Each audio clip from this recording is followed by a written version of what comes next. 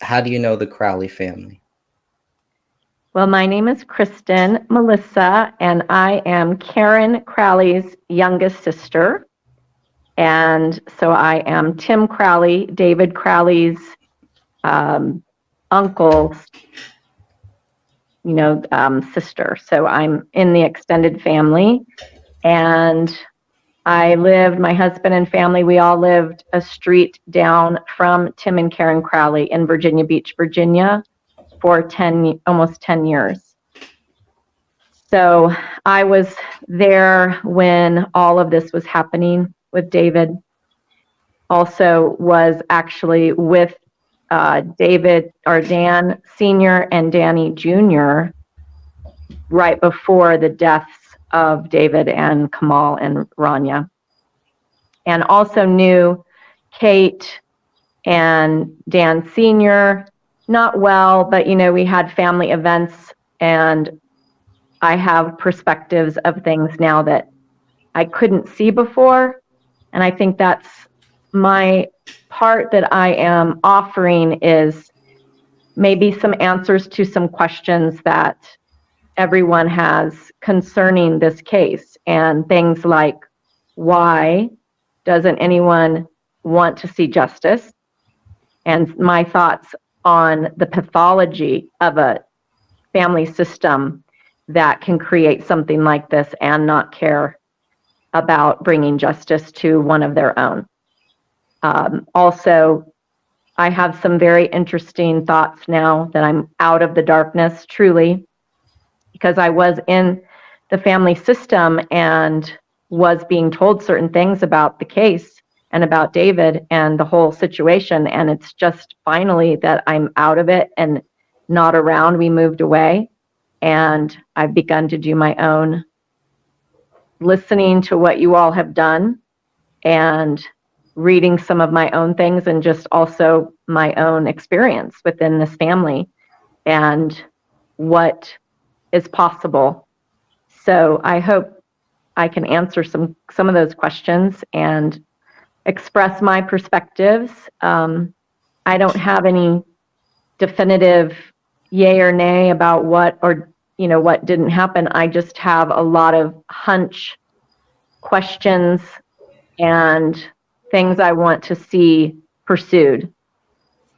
When you first heard that David and his wife and his daughter were all dead, what were your first thoughts? Oh, it was just disgusting. It was so sad. And we had just been with Danny Jr. and Dan Sr. at a Messiah concert. They came, which I thought was odd. I really thought that was odd that they came, because Danny Jr. had never come, and it was just them, because usually it would be, like maybe Allison, or I'd never met David and Rania and Kamal. But Kate and Dan were already divorced at that time, which is part of what I feel like my piece is very important as to the breakdown of that family system and the marriage, and how important that was and is to the whole story, and why David and Kamal and Rania would be alone, dying, murdered, whatever happened in that house and around that area. Kate was not allowed to know them or be involved. And that is what has really hit me, is that she was alienated, and this is what this family does. So there's a saying that goes, a dysfunctional toxic family is like an author who kills off anyone that isn't a part of the narrative any longer, expressing the narrative that they want expressed. So I'm not saying. How do you feel they were trying to distance Kate from David and his wife? What do you think they were doing? Oh, I mean, Dan Sr. and Kate, watching them alienate the two of them and destroy that marriage. Oh, I see. And then basically disparage Kate and set her up for that she was a failure, and she was keeping Dan Sr. back. I watched that happen. It was like a declaration a label put on her that was so toxic, and that was not my experience with her. She was a beautiful mom, very dedicated mom, and the family, the Crowley family, was a very very toxic family system. Dan Senior, he was a violent alcoholic, and Dan, whichever Dan, I'm not Danny Jr., Dan, the middle Dan, David's dad. When I was with Dan and Kate for a family event, Kate was telling me how much she was ministering to him and helping him with all of the, the trauma that he'd endured by his father, horrific trauma. And they were getting help. They were like in something like a Celebrate Recovery at church. They were leaders in their church. They were doing Baby Wise, which is, something my husband and I were doing for our babies. They were working toward health and healing, and Kate was the whistleblower in terms of the toxic family system. And so I watched her receive distortion and forcing her family to be destroyed. And my heart is broken for her, literally just broken as I'm watching this, because that is what's happening to me right now and my family. They're doing the same thing. They're stating that I'm dangerous. They're preparing everybody. It's a years-long process, alienating all of us. And then, I'm not kidding you, some of the things that they're participating in create despair and alienation, so that I could see the same thing happening to me and my family, or that they would try to, and that is separate us all, tell my own children, adult children, that I'm too dangerous to know, and then a Christmas comes and goes and my son is alone, and same kind of thing happens, where if he is hurt or if there is something going on in the family, they can't even call mom down the street to know the child, to know the grandchild, to know Rania, to know them, to be, come check on them. Why in the world was Kate not allowed to know her own son? And that is what I saw, the breakdown that happened is so evil that he couldn't, I don't believe they know his mom. And I believe he had a wonderful relationship with her, when I saw and heard. Well, and she was the only one that stood up for David. She's the only one who said, I don't think my son did this. However, you do see in some of the writings, like in the journal, where, David and Camille talk about it, or maybe it was in an email where Allison, and they were all talking about how she was calling and she was just really drunk and out of control, and they didn't want to deal with her anymore. I mean, did all of the alienation from the family cause her to drink, or is the drinking stuff just a made up story to keep David away? Oh, I would not doubt if they completely exaggerated it or drove her to just desperation and crying and appealing, because that's what they're doing to me. And so then if you even have an emotion like, I'm being absolutely excommunicated from the family right now, very similarly to what I saw them do to her. And it creates a desperation in you. And then they have all the adult children gang up on you. This is all typical toxic family systems. And I wanted to just say to you guys that this is not a justice for David Crowley issue. It's a justice for Kate and a whistleblower trying to change a toxic family system. And whatever happened behind those doors, it was a family matter. And the issue is that they threw their own son under the bus, brother, and are okay with it and actually prefer it. And the whole study, the pathology of scapegoat abuse and, doing this type of stuff to their own, it's ostrich-like behavior. And scripture, Job says, the ostrich is a bird that only has one in her nest, and she puts all the others out to be trampled upon. And this is beast-like behaviors that we are encountering to this day.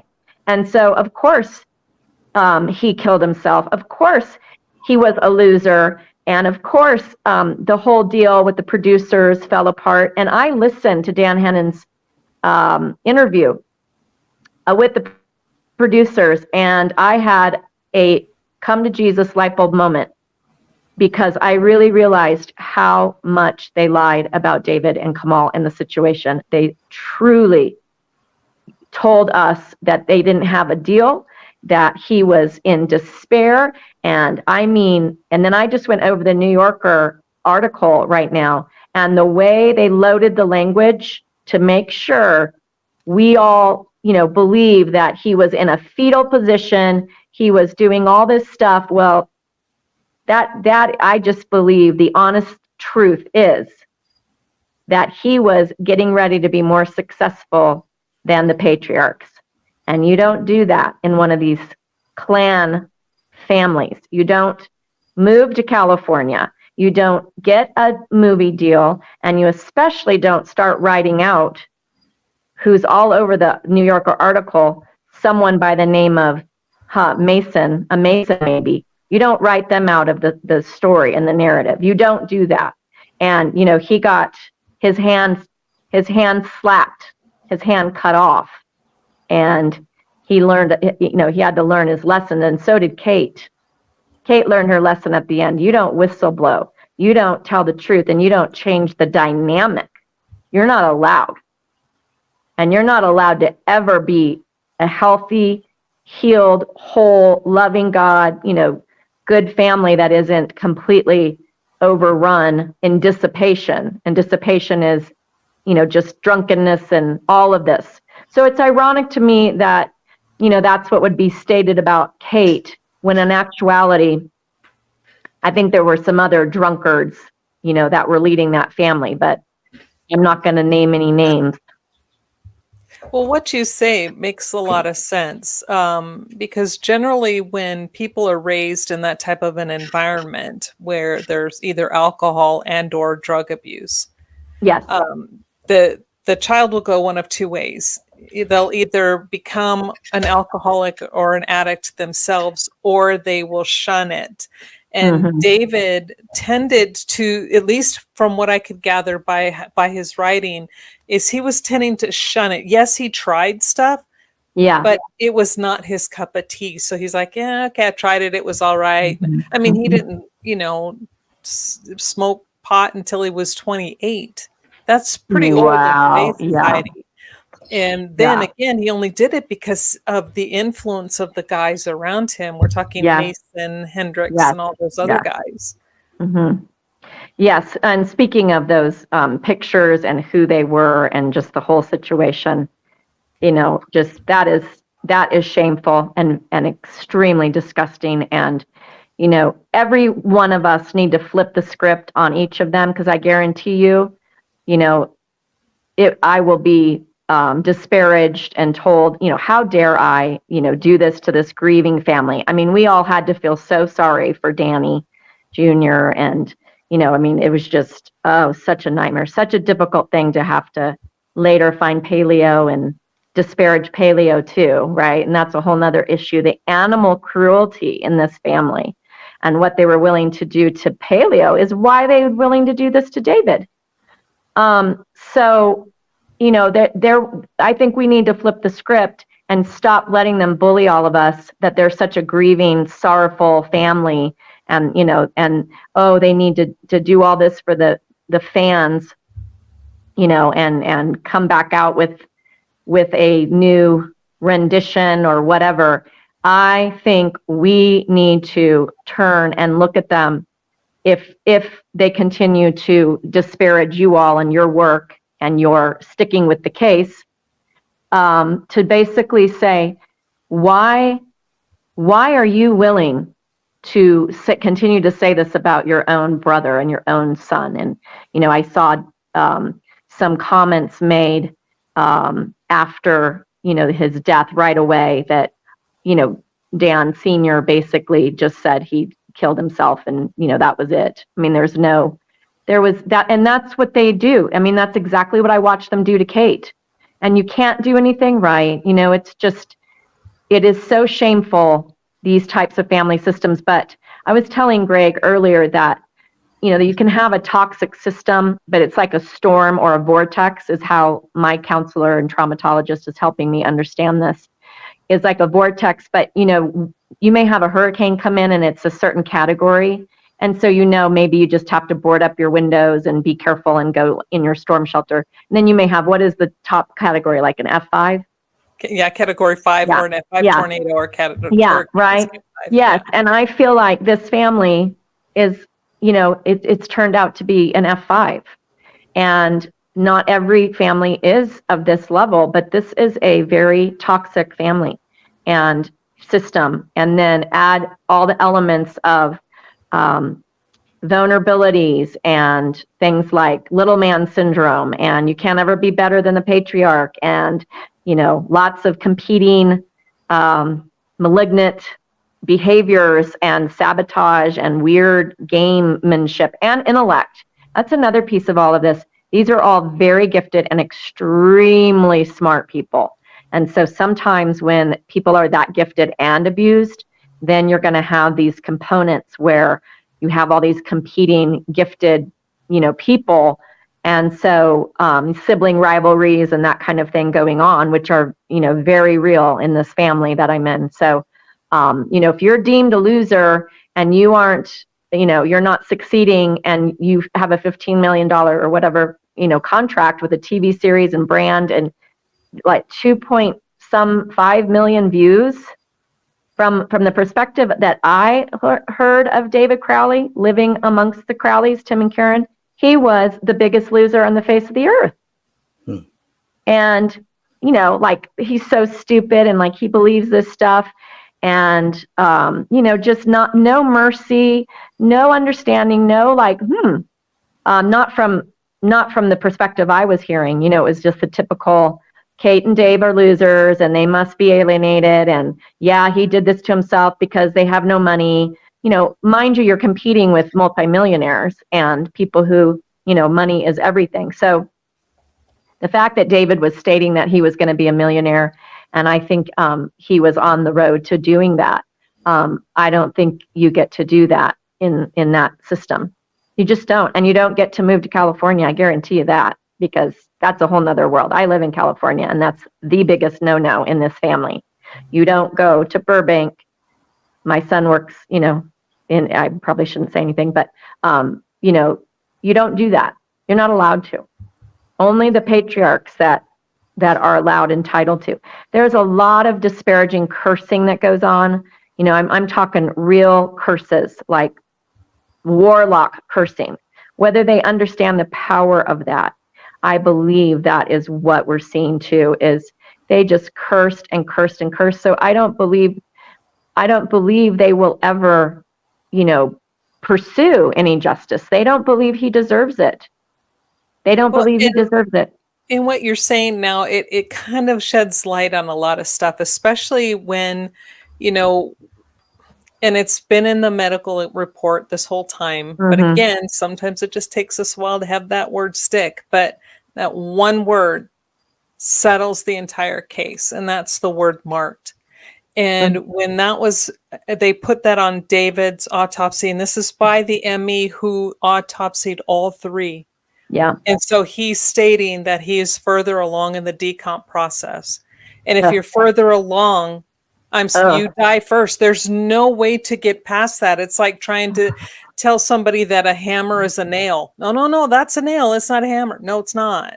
And it's the same thing here. It is, you can't take it back. They can't revoke what they've said. It's too late. They wrote it. It's there.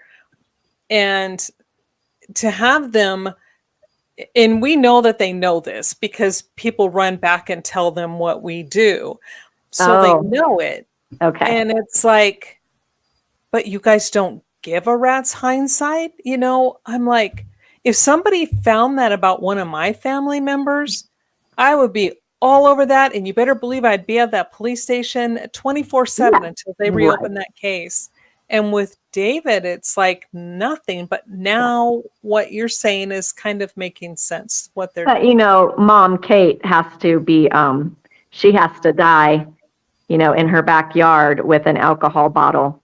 And that's very suspicious to me. Yeah, sitting on a table on her back porch. That just didn't make sense. The truth teller whistleblower, saying something is, and probably absolutely in complete despair of what they were doing to her reputation, and making sure she could never see any of them. It's what they're doing to me. So, I mean, it is one of the most just murderous, evil, soul murder things to go through. So, for her to be framed because, she would have been the biggest advocate for him. And, of course, this is just all, I'm just really realizing it even further. But, one of the things too, I just listened to some of the things you guys just posted earlier, a couple weeks ago. And, you said that his hand was missing. Yes. And his right hand. And I think, you can do a lot with someone's hand and frame them after you've killed them. And, you can put fingerprints, you can draw something in blood with a hand, you can, do a lot of stuff with a hand. And so I felt like that is something that is really, really, really damning. Well, that's what surprises me, because we've all, thought the same thing, what you're saying. However, the evidence doesn't support that that's what they did. So I'm like, there's none of David's DNA is missing from the house. It's his home. And there's none of it that was on any of the swabs taken that should have been, and especially on the wall. So you would think that if they're going to set him up, they would use, I know it's disgusting, but you would think that they would use the hand that they took to write on the wall with, but it doesn't appear that that's what happened. Well, that just the way all of this has come down. And then the other piece, I, of course, went to and have wanted to focus on Paleo and how he's been framed and the animal cruelty and the whole, just it's a joke that, how dare Kamal be a vegetarian nutritionist, care about, meat and all that stuff. And then their beloved dog is framed with scavenging them. And again, that to me, I've talked about this many times, but the whole dog behaviors, we had a dog when I was growing up that ate a small chicken bone, and hands aren't they splintery, and things. I mean, come on, that dog would have died. And then the other piece of this is, I saw that huge bag of dog food in the kitchen. Our little cat can eat through, and she's fed normally, eat through the cat food, the thick cat food bags. And that house does not look like there was a dog that was starving and upset. And, it looked like there was a dog that was put in there with things that were framed and staged. Exactly what you say, Greg. The gray stage. It just is so staged. After the blood had dried, because there are no prints of the dog. So the dog did not step in any wet blood. That right. The other piece is a dog would be all over the counters trying to get water, like get food. If there was anything in a dishwasher, licking up all those dishes before he would eat his own beloved, masters. And there would have been massive amounts of barking that the whole neighborhood would have heard. I do not believe that dog would have not been barking, and then only someone hears them January, whatever date. That is just ridiculous. With that back door open, that dog would have nudged that door open and would have done all kinds of things. So the fact that they've framed the dog too, I think dog lovers and animal lovers should just put so much shame on them. And then who becomes a hero at the end? Danny Jr. saving the dog. Weird. And then the GoFundMe and the whole thing, and then go to California and try to be, I just looked at Danny Crowley Jr.'s, looked him up on Google. He's on top of the gray state. He's He's now the picture on there. You're kidding. No. And where's David? He's the picture. I'm telling you what, if they're so willing to disparage David Crowley's reputation and name, then why don't they start, looking at themselves and saying, hey, maybe what we're doing is inappropriate. If they're not guilty, then they need to shut their faces and just go down into, anonymous oblivion and stop disparaging him. They don't say one good thing about the man. They can't even acknowledge the amount of the amount of likes he had, 2.5 million. That's just way, too powerful. That he had a deal, that he had a brand, that he had producers in California. They are such envious people that you don't do that in this family. You're just not allowed. That is so weird. Yeah, because David, I mean, he was talented. The guy had a gift. No, he's not for this family. Wow. They thought he was weird. No, he wasn't. And guess what? No, the queen bees, the powers that be said these two, Kate and David, must be labeled and out. Nothing you do, nothing he does, nothing Kate did could convince the queen bees and the powers that be that you're allowed to be anything but what they say you're allowed to be. And that must be down, dark, diminished, dehumanized, all these D words, death. So D words, go with darkness, go with demons, all of it. So if there was, dark things going on, the power of suggestion is a very powerful thing. And I believe that's what we're watching with all of this. Loading the language. I did some cult deprogramming when I was, in my field and my work. And you're taught to see, how they load the language. And every single thing that I've seen, from the New Yorker to Herzog to every part of this, is called loading the language. They are directing everybody to that label, and no one is allowed to question that. And I'm telling you, there is violence threatened to us if we even got involved in the case or looked in the case or cared. And then the other piece, I was caring for all the children, the Crowley children, and my own children. And, I was doing grief work in advocacy internationally. And I'm so troubled with how these kids were treated they're not allowed to talk about David Crowley. They're not allowed to go look at that case.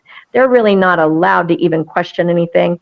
And, some of them were very bonded to him and bonded to Rania, and, not allowed to grieve it. Just water under the bridge is what we were told. Water under the bridge. And if, no, this is done. That's vile and disgusting. Done and over. It's just horrible. You can't, there's no mention, and the grandmother is an invalid and crippled and a beautiful woman, but, she's a nothing.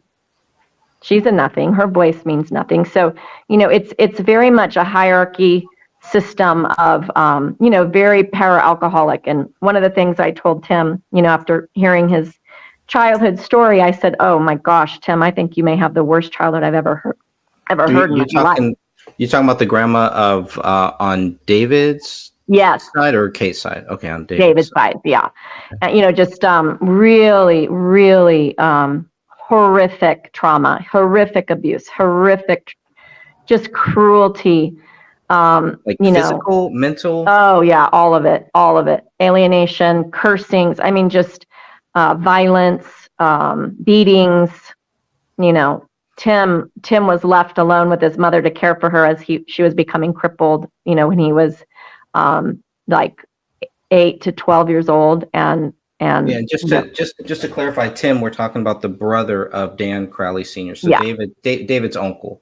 Yeah, and that's who I who, really that's, like. yeah, my sister married him, and that's, I was caring for all their children, and we lived down the street and very involved. And, I knew that Tim was communicating to David, and like his mentor, because he was a producer and himself and wanted to do what David did. And see, this is the thing that I think is really, really important to understand, is that David was, becoming successful, more successful than he should have been, than he was allowed to. And see, you're just in these systems that are not in any kind of therapy or restoration.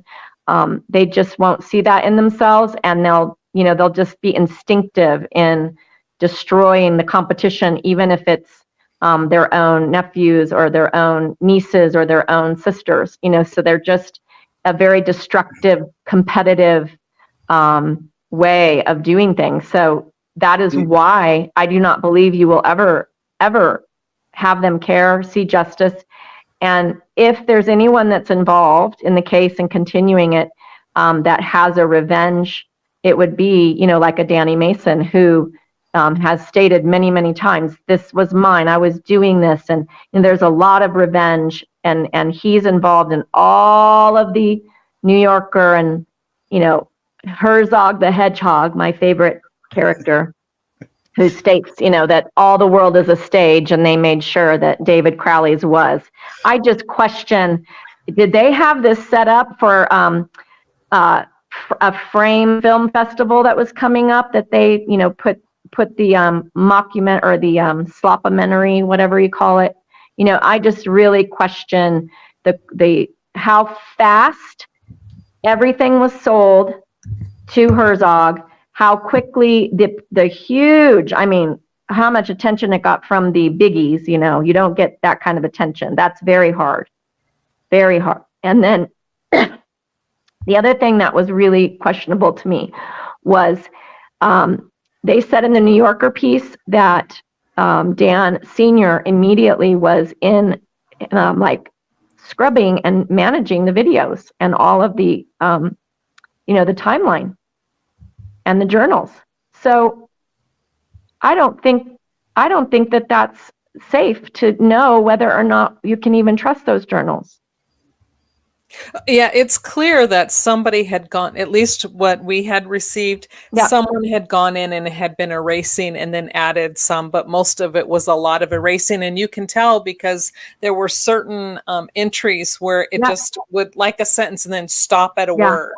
And it's really study the New Yorker and what they pulled out, and then what they, that to me is so, it's just so devious how they handled the selling of it. And then all of a sudden now, the dad and the brother are going to California, and he's on the IMBD, which means like he's a producer and the writer of The Gray State. He gets the dog, it's just, to me, to me, and anyone questioning it is is just so horrible, because they're such a grieving family.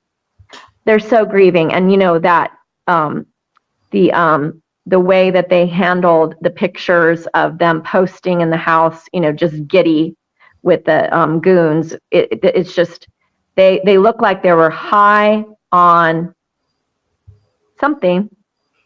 High on that was inappropriate. All of it's inappropriate. Shame on them.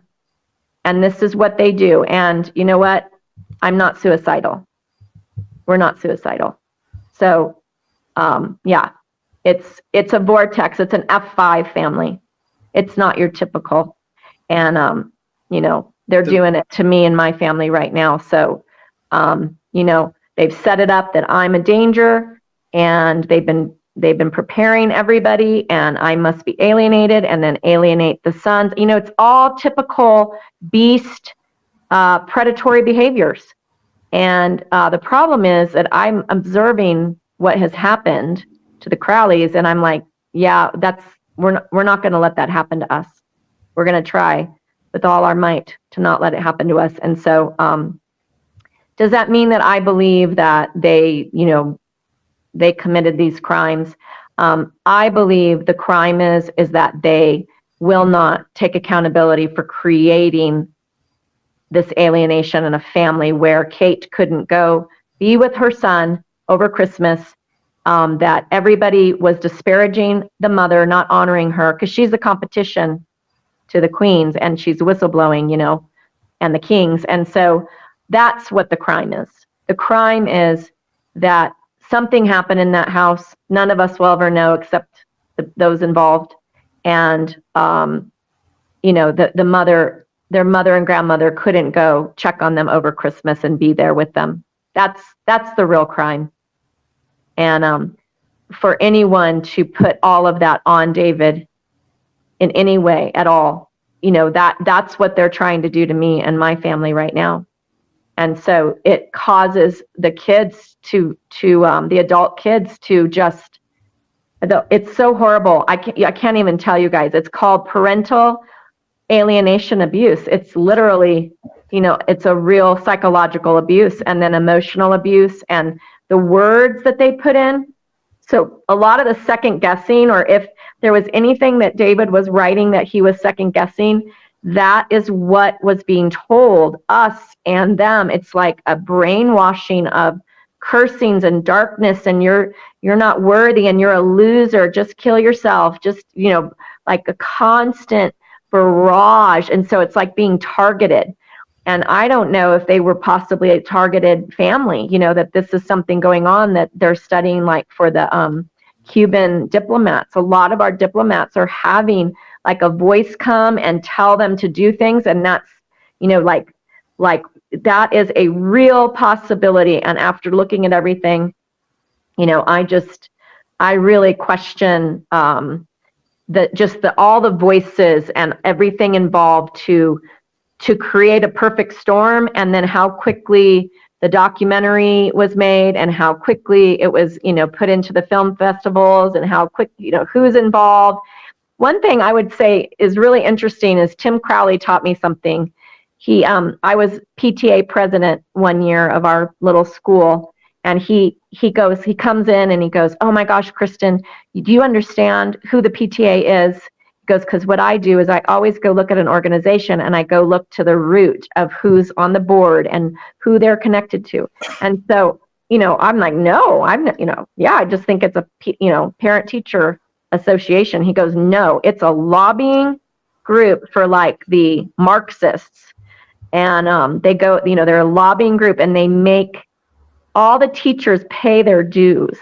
So when I became president that year, we had extra money in the budget from the year before. And so I worked with the principal and told him, I'm like, "Man, I found out this is a lobbying group. It's not even for the parents and the teachers. It's to whatever agenda the PTA is in. They want that agenda pushed.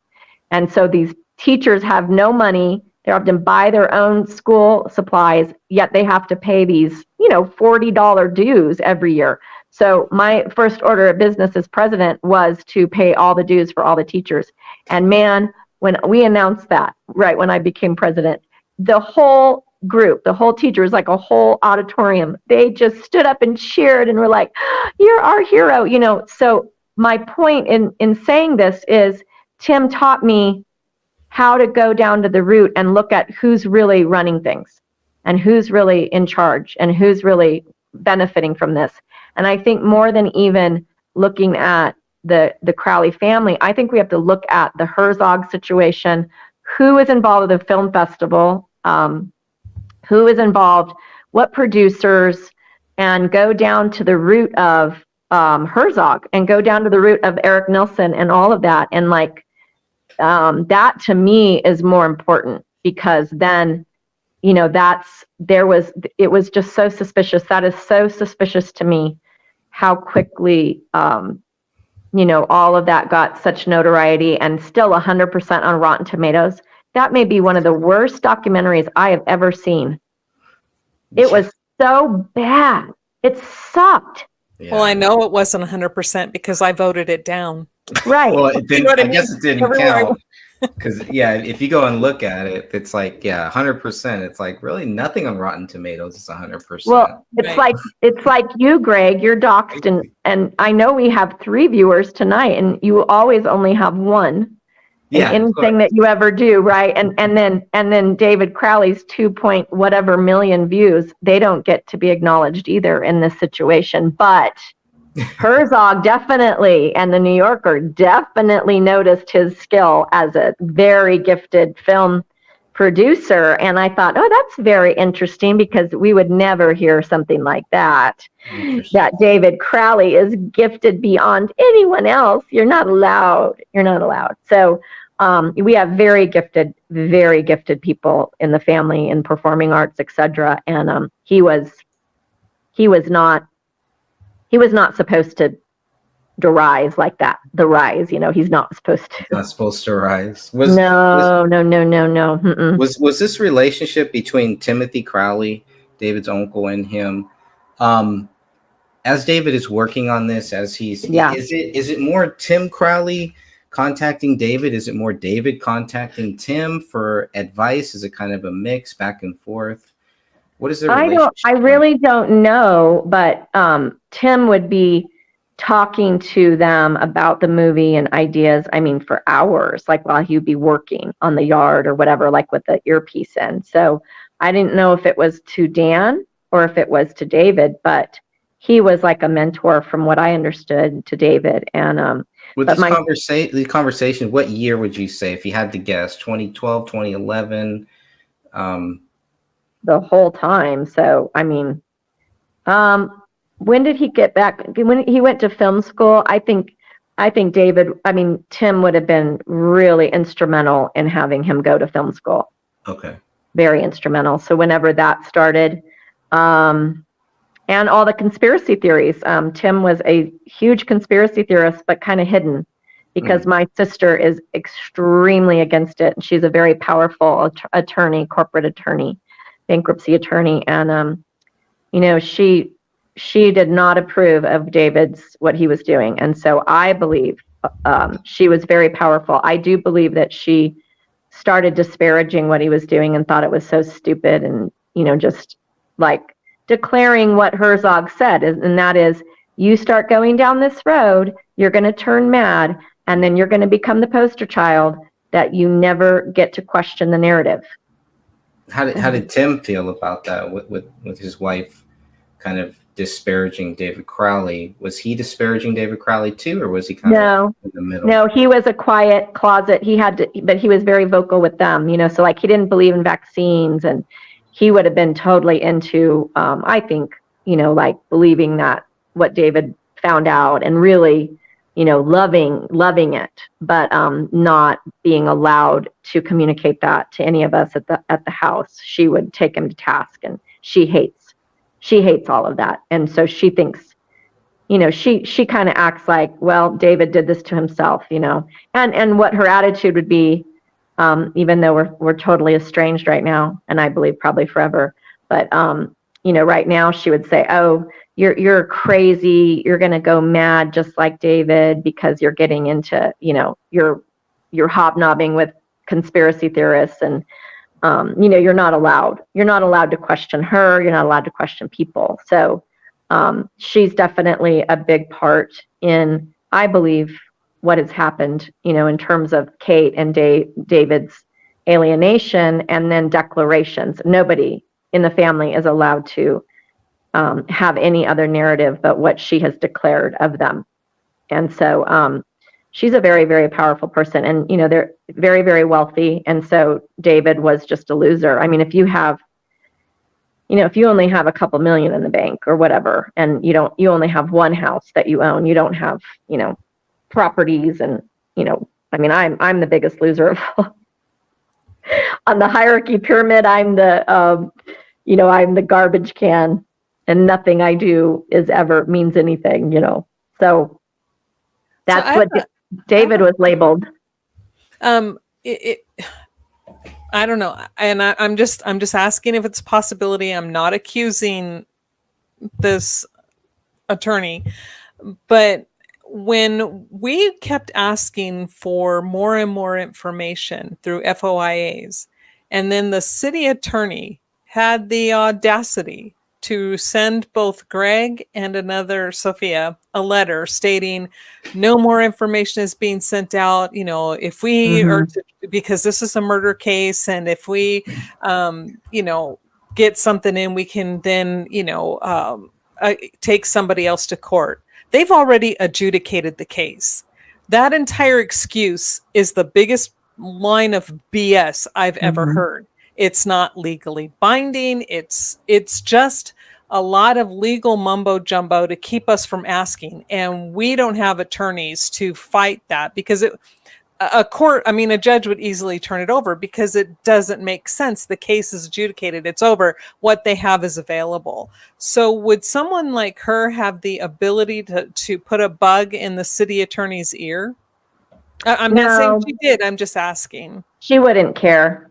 Okay. No, she doesn't care about any of it. There would be no, she wouldn't spend 1 ounce of time even. Well, I'm trying to figure out who did, because like I said, there's a lot of information we didn't get, and everything they sent us, we found where they were screwing up.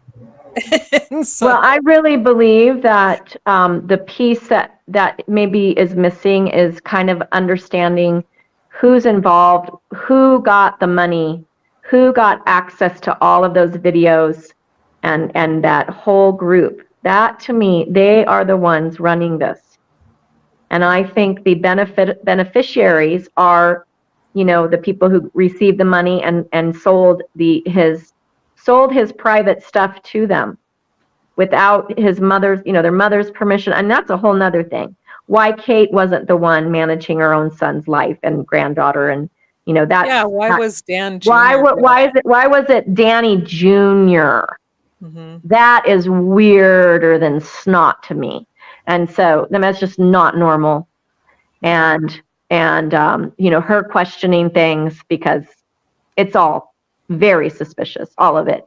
So, the fact that she couldn't go in there and protect her son's vulnerable stuff, from anybody looking at it, and keep it secure so that she could run with his vision, and protect his image and protect his reputation, and say, the possibility exists that he was targeted, and this is just a nightmare for her. I just can't even imagine. She was a beautiful, dedicated, loving, amazing wife. Just really nurturing, really comforting. She would have been that comfort to him and his daughter. And so the fact that he didn't have his mother and still doesn't have his mother to defend him, that's such a big part of this, you guys.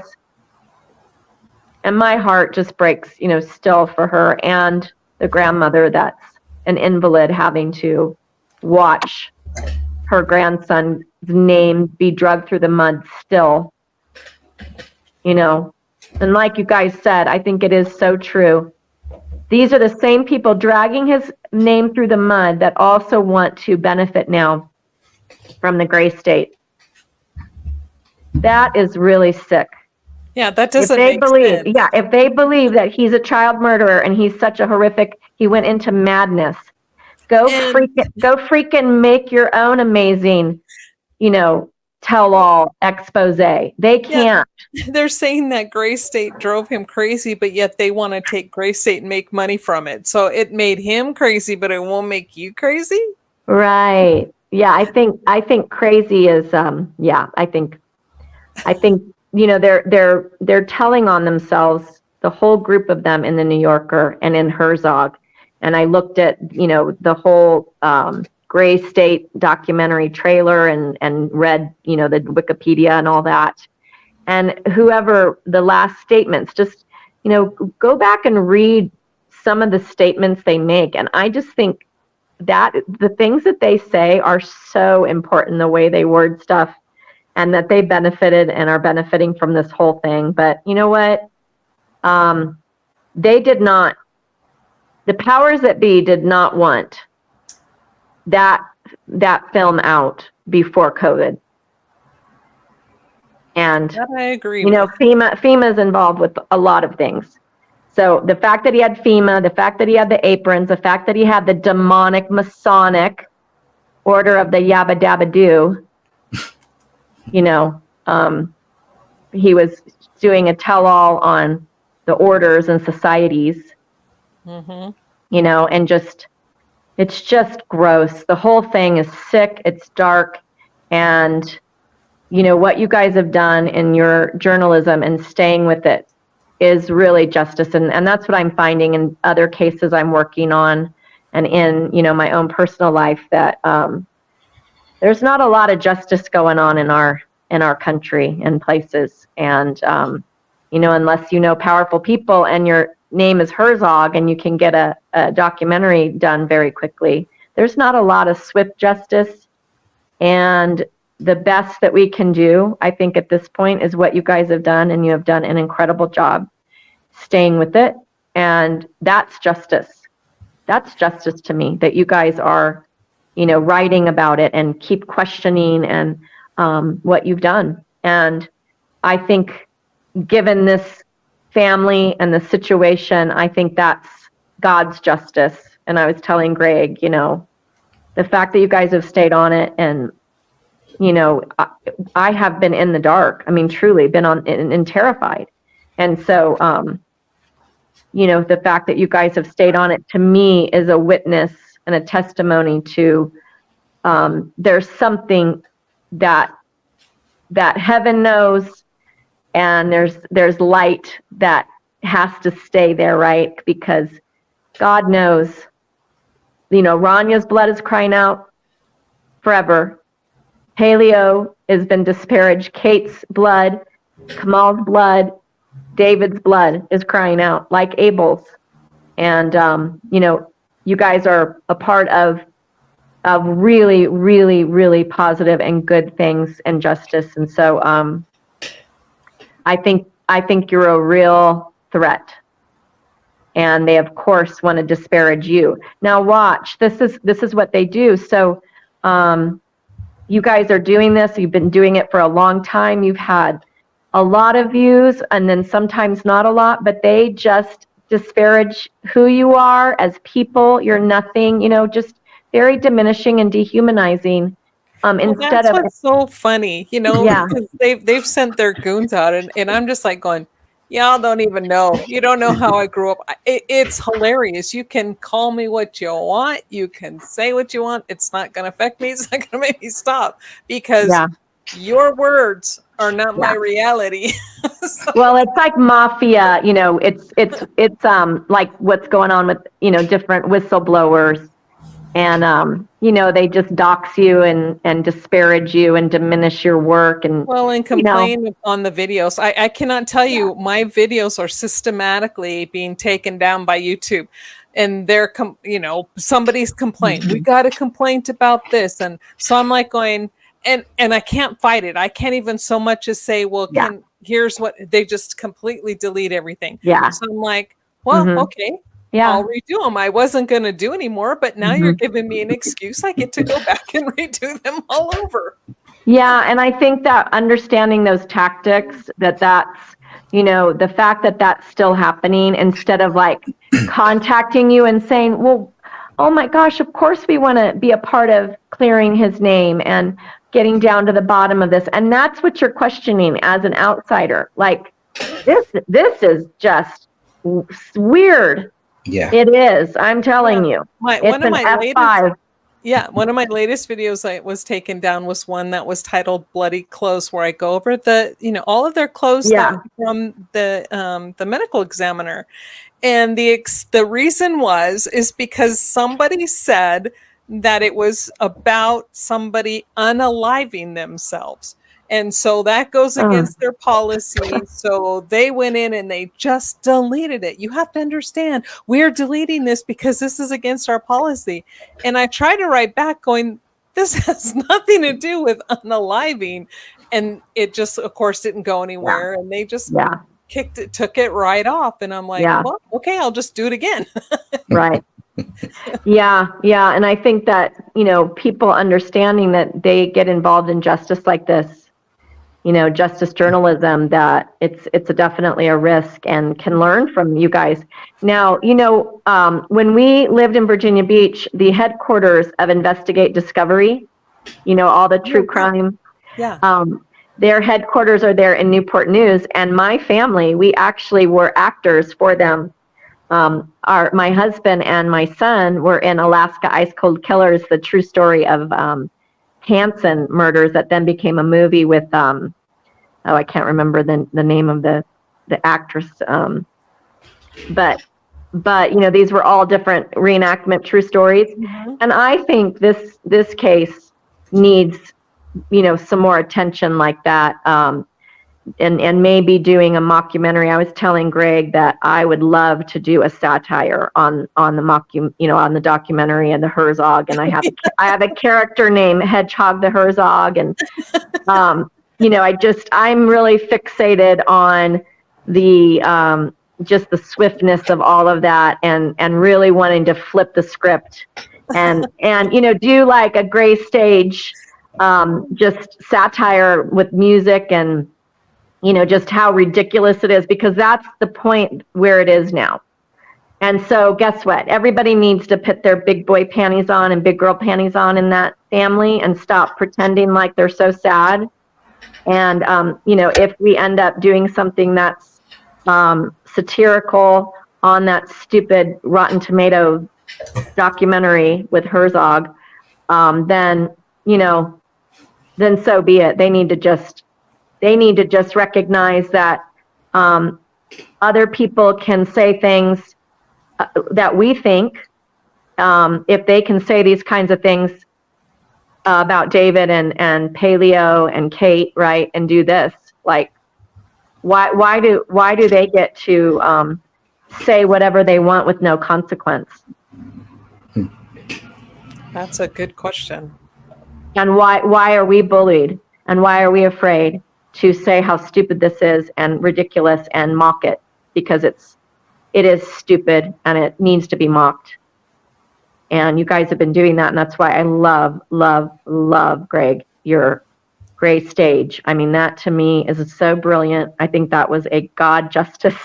The fact that you got that book done, I mean, so quickly, that was grace, because they got their money and their part done so quickly, right? I mean, yeah, I mean, you've been totally led by love and light, and I just can't tell you enough how appreciative I am. And I think someone else said this, like, you were with the Woo's News kid that you were, and he said, man, if anybody came after me and I'm dead, and eaten by my dog, or whatever. I mean, he was like, I would want everybody to turn every stone over, to help clear my name. I'd want my friends to fight for me. David has nobody other than you now. You know what I mean? Nobody, and other than total strangers, have come to his, defense. Yeah. And that is appalling. Absolutely appalling. Very, very, very, very appalling. And that is the system. And that's what I'm trying to tell you. They won't even take accountability for the toxic family system that would create, where they would create something like this and say this about their own and do this. One of the worst, most horrific cases. And then not even, really even honoring his service. And like you said, just immediately saying that he wrote Allah Akbar because he doesn't like the Muslim people. And that is so against his character, and that he actually realized the Afghani war was a scam, and he loved the people, and he loved, and so it's just, to me, there's something in the New Yorker article, and it was when the Hendricks guy was quoted, and he was quoted as saying something about the Nordic race or something. And I think we need to look at that, because I feel like that's like the order that they're all working with in Europe. And, there's powers that be that did not, that had to make him the scapegoat. And that's what I'm trying to say. Scapegoat abuse, alienation abuse, all these things are very real. And that is what we're seeing with Kate and David. And, I don't know what happened. I don't know. All I know is that Kate couldn't go check on her son over Christmas and her grandchild. And that's really what we need to be focusing on. And she was questioning things. He doesn't have an advocate. He doesn't have his mother. And it was very weird because they're doing it to me now. You know, my own children feel like they can't know me. I'm too dangerous. Why? So, because I'm a truth teller like Kate was. And I've been in there, you know, I've been trying to get out of this toxic family system, and I'm labeled and I'm a scapegoat. And that's how this works. So the fact that I'm experiencing it on this level now and seeing the mind games and the label, and then every narrative has to fit those lies in that label. I don't care if you have tons of proof. It's almost like a spiritual force towards that darkness. And if you aren't ready for it to sweep you into its river current, you have no chance of survival. It's that dark. And so walking it out right now and knowing that's what that's what's been done to Kate, and then just, not being able to go see her family, go see them and be with them over Christmas and check on them. It sounds like you're trying to escape Dante's Inferno. Seriously, it's what it sounds like. Yeah, it's dark. It is a dark, dark, dark case. And again, I think it's an F5 and it's a vortex, and I'm experiencing it. And it's not a David Crowley, it's a Crowley family, issue.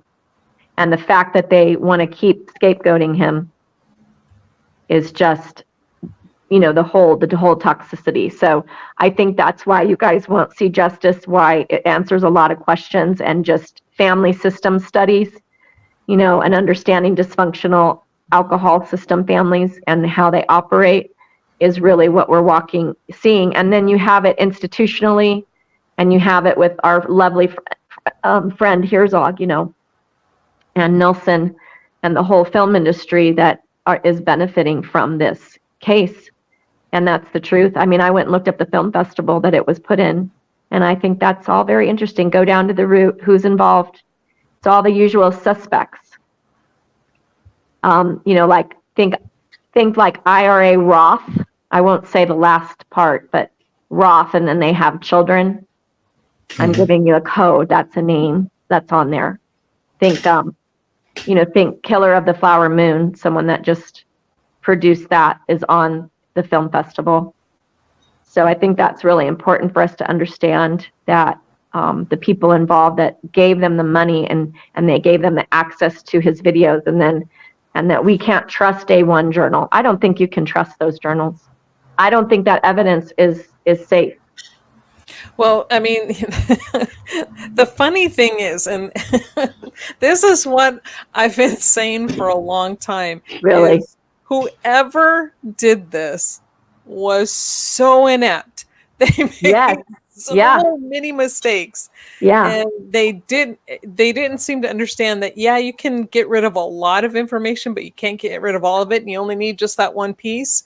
Yeah. So the one piece of information where somebody accessed David and Kamel's laptop after they were already deceased, okay, you can't get rid of that. I mean, the computer's going to log that information. So we have that, and we know, like you said, you said they probably have. Well, we know by looking at the Day One Journal, somebody went in and started deleting a lot of stuff. Oh, and inserting. Yes. I would say too, inserting, what the narrative was. I think this was set up as a narrative that was going to become, look at the New Yorker article, because they stated what the goal was. Mm-hmm. The goal of this whole thing was something that Hendricks said that he and look at the New Yorker article. It's very interesting, and that's where he brought up the Norse stuff, and like, before you die, you have to do this, almost like a mythology, like turning him into a myth and an example. All of that is in the New Yorker. And if we start to understand loading the language and preparing things ahead of time and setting up the evidence. I think what you're seeing is a group of people that knew that there would never be justice, and they had it in the bag. They had it in the bag. And the reason I kind of understand that is I'm going through it right now with my husband's family trust. Was a prolific journalist and whistleblower, and we're experiencing some of the same things. He experienced some of the same things institutionally. And so this is just systems studies, communism, Marxism, all that kind of stuff, bullying, system studies, and taking over. And, journalists are a very important piece. If you study the Holocaust, the person who created problems for the main plan in Palestine, etc., was a journalist, a truth teller. So the fact that you guys are doing this, is very dangerous. And I mean, it's very important justice that you're a part of. And I think it's really, we're the only justice that any of us, common people are going to start continuing to see.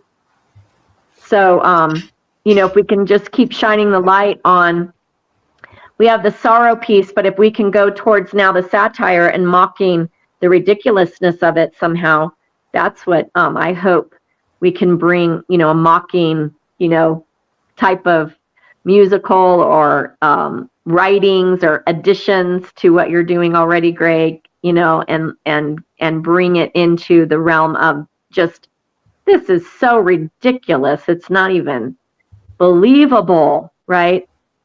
Have you ever seen the video that Catherine did called Ordo Ab Chao? Is that what it was, Catherine? Yeah. Is that how you pronounce Ordo it? Ab Chao. Oh, I got to send you that one. You'd be very interested in that one. Okay. Yeah, because I covered a lot of the stuff that you're talking about. Okay. Mason Hendrix's tattoos, Mason's connection with the Masonic lodges. I covered all of that. Dan narrated it for us. I forget what. Okay, but Catherine wrote the whole thing. Wow, cool. It was really good. It took me months to put it together. But I had some help who got me started on that, and that was Altian Childs. We were doing a lot of talking. Oh, I love him. Yeah, I do too. He's like my bud. And so when I saw the 5-hour thing or whatever he did, we talked a lot. So over a couple of years, we kept going back and forth. And so I finally said, I think I'm going to do it. He says, okay, once you get it done, let me know. And it's really good. Very well. Yes, and that that's a big piece of this. He was exposing that whole group, right? And so we've got to understand that is a very big piece of all of this. Yeah, because when Elton was exposing certain things in his video, it was snapping with things I remembered from the case. And so I'm writing them, I'm going, hey, and at first, when we were going over stuff, and at first he thought, because he was defending David, and then he's like, oh no, I wonder if David was really in this. I'm so sad he was in this.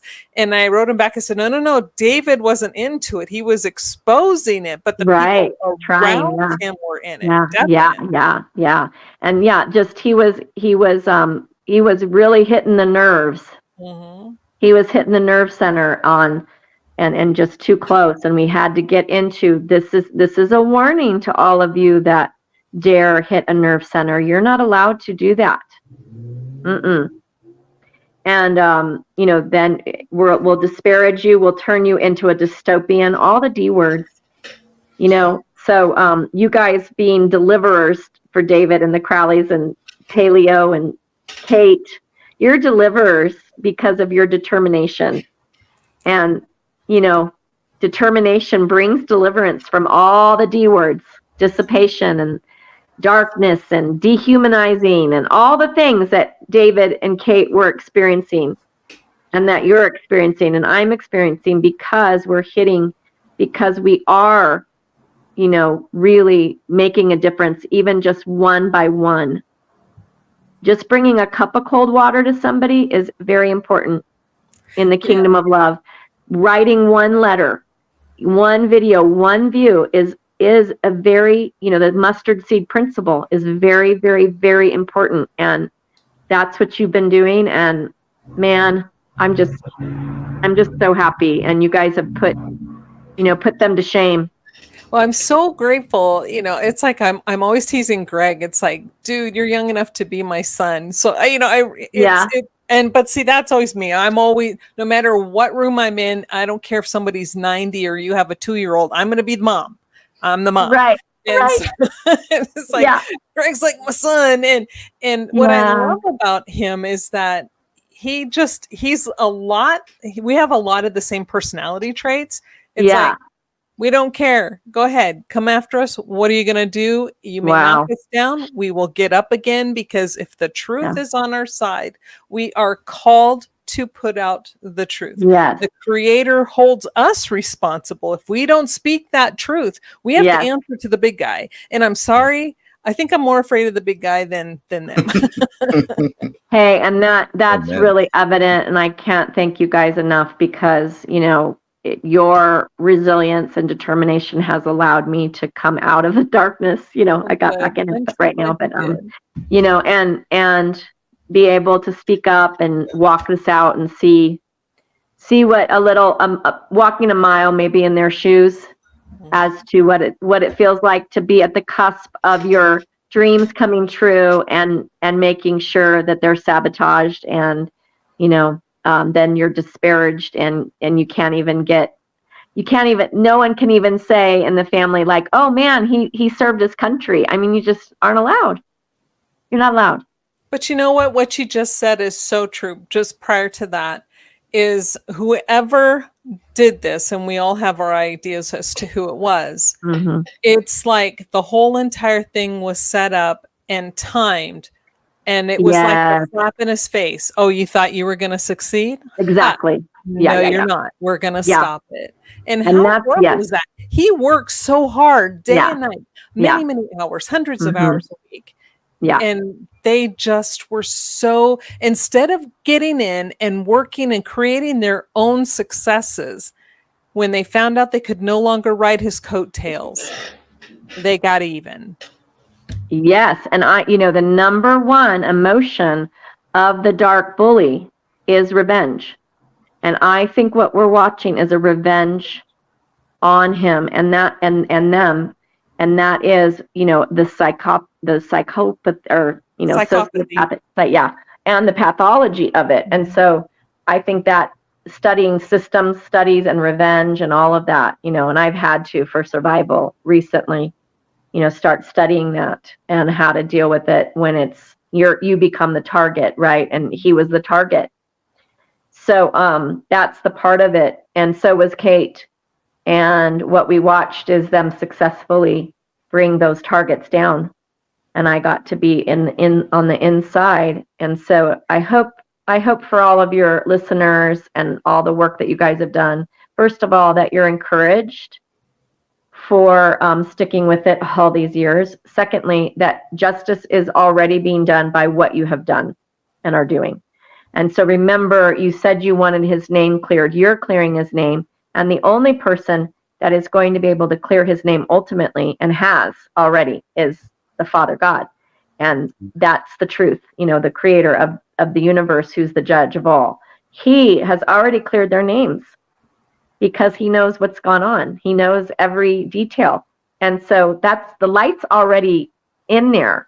It's just how long is this going to be allowed to be in the dark and get away with it? Well, I think that's not, we don't understand all of the aspects of all of that, but I'm learning a lot more about whistleblowing and truth telling and bullies and standing up to them. But you guys have definitely, led in that, in inspiration. And then I hope to encourage you also that maybe, Greg, getting it like on Investigate Discovery, or, like some scripts for some other means of telling the story from the perspective, I don't know. And I'd be willing to collaborate and maybe write some things that could help with dealing with the New Yorker and the Herzog piece a little bit more, and going deeper into why why they were paid, why that happened so quickly. I just feel like that's so incriminating,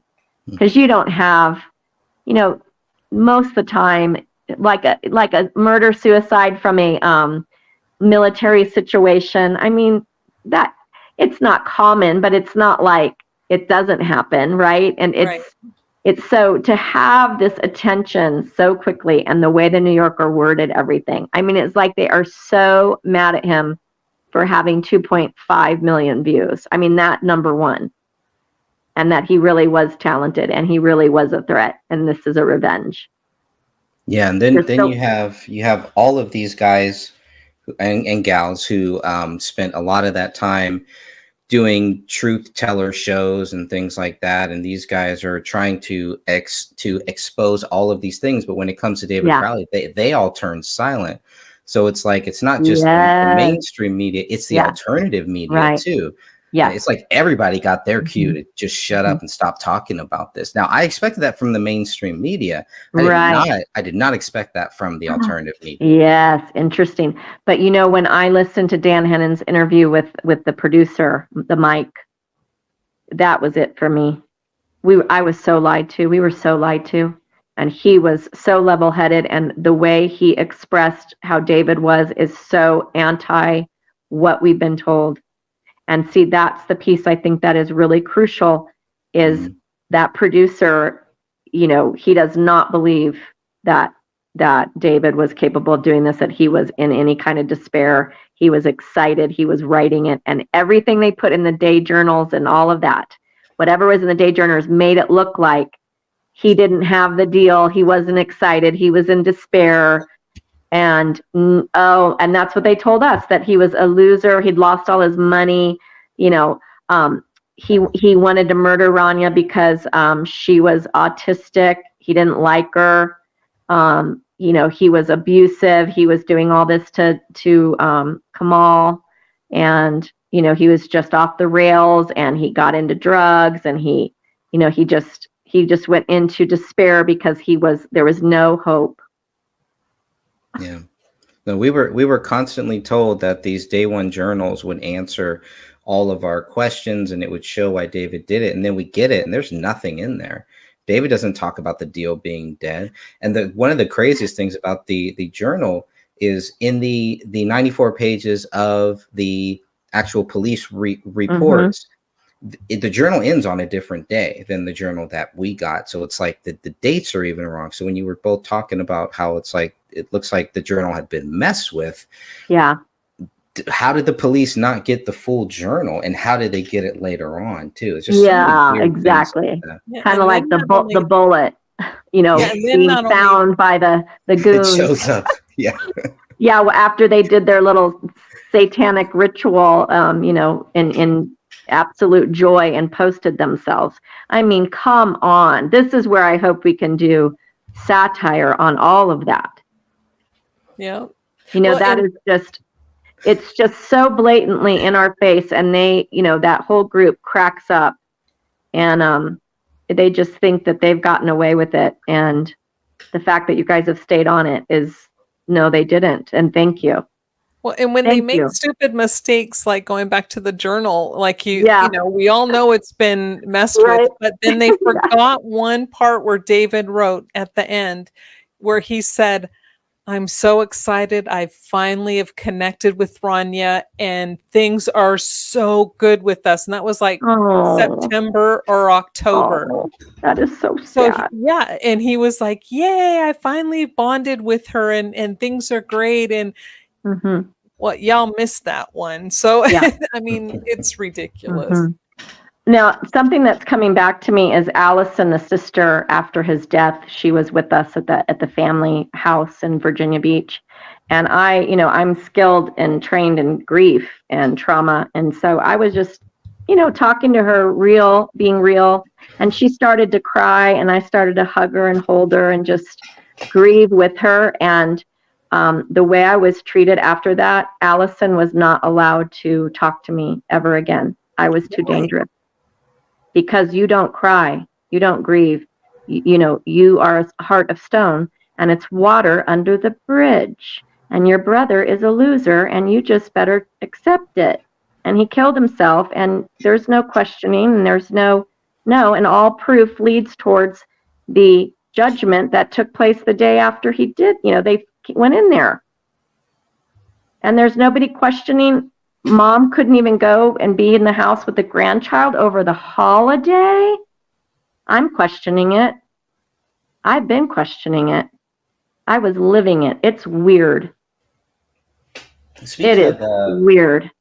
Speaking of that, when you say that Kate couldn't be there, yeah, you also said, we talked about a little bit on, and I believe, according to my notes, this was around December 14th of 2014 that Dan Sr. and Dan Jr. showed up at a family concert in Southern California. No, in Virginia Beach. Virginia Beach.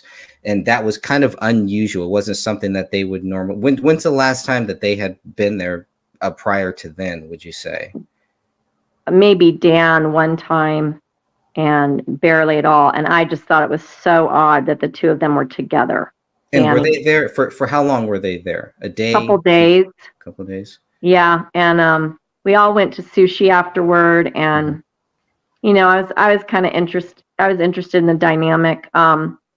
Dan was dating girl, Dan Sr. was dating, and they had divorced. And I was very sad, for their marriage to have what happened to it. But all I ever heard was Kate just kept him back. And the minute Kate was out of the picture, he became rich, and he got this big deal with China, and he made millions. And so he's the king, he's the winner, because now he's a multimillionaire. And, it's how was your sister towards Dan Sr.?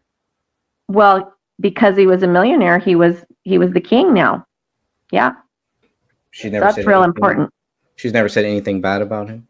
Oh no, they really worship him now, because they got rid of Kate, and he became rich and successful because they got rid of Kate. And that was all I ever heard about her, is that she kept him back. Now look, it was true. Karen was right, and Kate was holding him back, and then he got rich, and then the whole family fell apart, and David is, framed with the murder and suicide, and then she's dead. And it just all dawned on me as it all started happening to me now. I'm like, this is the exact same thing that was happening to her. And so just the dynamic of, not being, a label put on you, and then there's nothing that you can do to get it off. It's like if you're in a spider web and you can't ever get the web off, and you're just, and then then you're sucked dry. That's really how I would put what happened to her, and to David then too. Did you notice any difference with Timothy Crowley after he found out David died? When did your relationship with your sister and with Timothy start to really strain or change? Well, they always have done that same thing. It's a toxic family system, so I'm a scapegoat. So I was always criticized like that and labeled, and nothing you do is right. I mean, they're the kind of people that would be like, you're a slut when you're 5 and you've never, just, you're a slut, you're a slut, you're a slut. That was my experience. So that's why I'm using that story. So, what was the question again? Just what was your... what was my relationship?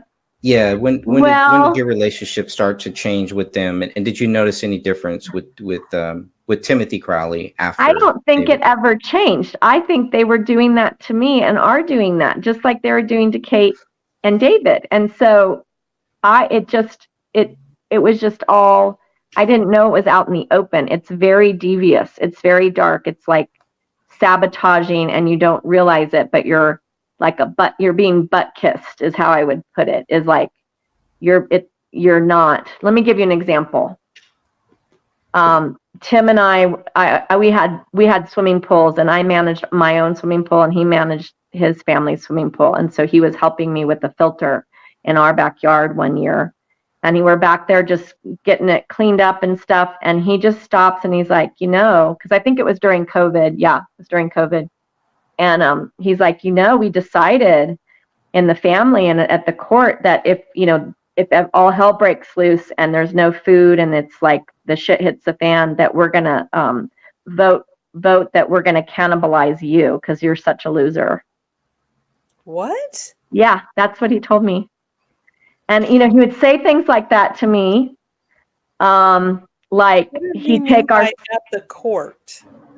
Well, the court is like, it's like a group of friends that all live together and they're like all friends and they live in the court. Yeah. So, it's like a family thing. So, and so I just kind of laughed, but it was just so shocking that he would say that to me, but that really is how it works. It's like a preparation for preparing you that you're the bottom rung and there's no hope once that's determined, kind of like Hunger Games or Survivor, that's why I feel that they're playing a game and it's blood sport and that it's funny to them and it doesn't touch them at all. If you have ever read Psalm 73, it's a perfect example of how this operates. And Psalm 73 talks about people increasing no matter what, even when they disparage or it never seems to penetrate them. They never are plagued or punished. COVID makes them richer. They never get sick, and so the innocent person is like, man, nothing ever goes right for the innocent. And I'm just doing all this in vain. And so he goes, it says, to the sanctuary and he basically gets a more eternal perspective. And then he goes, I'm so sorry. I was a beast before you, but, nevertheless, you guide me with your counsel and I believe that you are eternal and that there is a judgment, and so he begins to recognize that it does catch up to them. But, what I'm trying to say is that that's what they were doing to Kate. That's what they did to David after he died and even before he died. And once you're the target and they're going to put you down, it's a game and they're very successful. They're very successful at it. And so you get into a state of despair. And I think what we're watching is an institutional success, that has happened with the whole Herzog group, and whoever's at the root of all of that is really who needs to be focused on, because the goons and the Crowley men, Crowleys, I think that there's a bigger narrative. There's a bigger group that the reason that they could get away with, the weird things that they did, and they know it.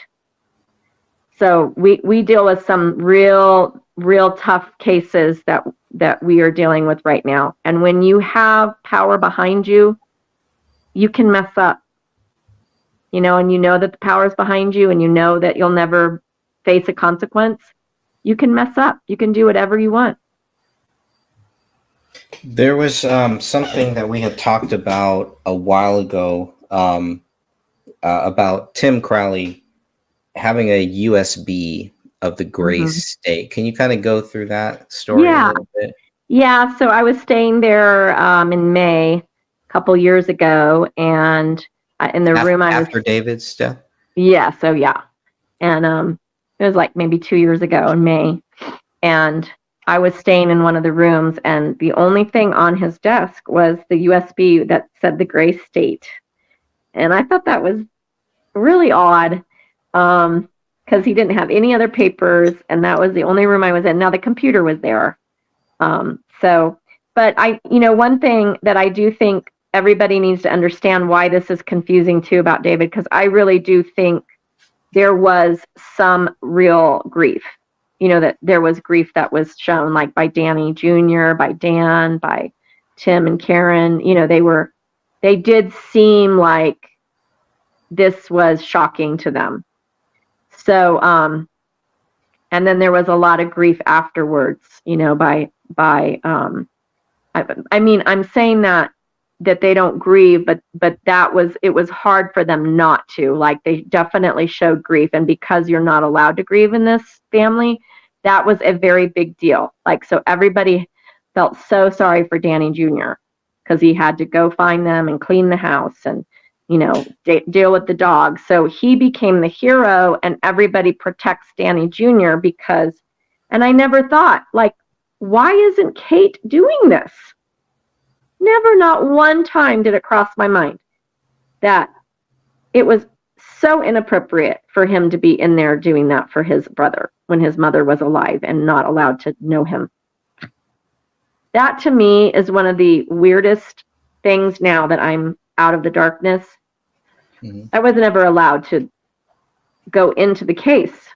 We were terrified. My mother said something to my sister and said, this case is very, very suspicious. Karen got up and basically threatened my mother with rage, like, don't you go into that, that's a conspiracy, and he turned mad. And I mean, my mom was terrified. And I think for the kids, they would all say the same thing, and they couldn't grieve. And like, our son watched the documentary, and I never once talked to him about it. It's so dark for all the kids to talk about, because, think about it. That could be them. Right. And so Tim, with that USB and stuff, I think he was in shock. I really do. I don't think he had anything to do with it. I do not believe he did, just based upon him being in shock. And I think he was in grief and probably wanting to try to write it and stuff for everybody else. But I don't know, because I'm not, they aren't that open with me, but I just happened to see that. And then, I think they'll be really hurt that I'm saying these things, but I think this is the thing. They aren't hurt. They don't care that they're saying these things about Kate. They don't care that they've said these things about David and Kamal and Rania. They don't care. So why should any of us care if we're questioning them? And I don't care at all. I'll tell you straight up, I don't care at all. And it's like, David is innocent. He died first. And if they don't want to accept that, guess what? That means they have the problem. The truth is the truth. That's right. Yeah. And so many other things are so weird. And so, if they want to just keep running with their little label, which I've seen them do, that is the way toxic families and institutions work. And so that's what we're seeing. And I hope that brings clarity for everybody. And so how do we do a justice go around? Like, obviously it's not going to come through the justice system. So what you're doing is already bazillion steps ahead. And that's what I'm finding for so many people in different cases where there is no justice. This is the only thing you can do. Yeah, and it's very dangerous. It's a very important part. The truth teller whistleblower. And don't ever think that 3 views isn't a lot. It's seeds being sown and continued. And don't disparage the small beginnings and being a true truth teller. Because look at, you guys reached me. You reached me, and I really appreciate it. Yeah, we know that Greg is being shadow banned. I mean, there are times when, I'll watch his videos live. I don't say anything. I'll be there watching, and I'll put a like. It doesn't move. It doesn't count me being there. So then I'll go and I'll pop up on a different account and go on there. Doesn't show anything. So then I just leave it run. I'm like, it'll be in the background. So, but it's ridiculous. Yeah, because they're doing to you guys what they did to David and Kate and me. So they're saying you're losers and you're not to be listened to. And they've labeled you. And that's what you guys are walking out.